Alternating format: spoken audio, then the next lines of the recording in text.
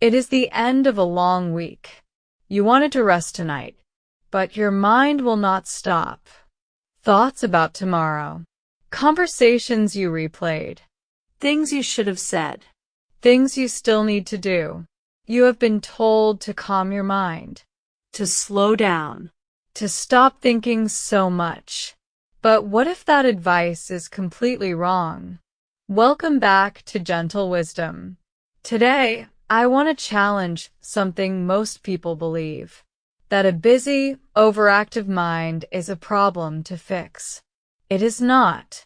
By the end of this video, you will understand why your busy mind is actually a sign of something valuable, what overthinking is really telling you, and how to redirect that energy instead of fighting it. So slow down. Listen carefully. And let's begin. Lesson 1. A busy mind is not a broken mind. Here is the first truth. A mind that will not stop is not a broken mind. It is an energetic one. The same mind that keeps you up at night replaying conversations is the same mind that notices what others miss. That solves problems before they happen.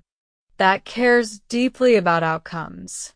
Brianna Wiest, in her book The Mountain Is You, writes about how our greatest struggles often come from our greatest strengths taken in the wrong direction. The person who cannot stop thinking is often the most creative, the most empathetic, the most driven. The problem is not the thinking. The problem is the direction. Think about water. Water is powerful. It carves canyons. It powers cities. But water without direction floods everything and destroys what it was meant to feed. Your busy mind is the same. It is not too much. It is simply undirected. Remember this. Stop trying to quiet your mind. Start directing it. Lesson 2. Overthinking is a signal, not a flaw. Here is something most people get wrong. They treat overthinking as a character flaw, as proof that something is wrong with them. But overthinking is almost always a signal. It is your mind telling you that something important is unresolved, that a decision needs to be made, that a fear needs to be faced. When you cannot stop thinking about something, ask yourself one question. What is this thought actually trying to tell me? Most overthinking is circular. The same thought comes back again and again because it has not been answered. Not because your mind is broken, because the question is still open. There was once a woman named Aoi. She was a hard worker, but every night her mind raced. She worried about her career, her relationships, her future. She felt like something was wrong with her. Then she started writing her thoughts down every night before bed. Not to solve them, just to get them out of her head and onto paper. Within 2 weeks, she noticed something. The same 3 or 4 themes kept appearing. Once she saw the pattern, she knew what actually needed her attention. Her busy mind was not her enemy. It was trying to show her something. She just needed to listen. Here is what works. When you cannot stop thinking about something, write it down. Ask what it is trying to tell you. Then answer it. Lesson 3. Direct the energy. Do not fight it. Here is the mistake most people make.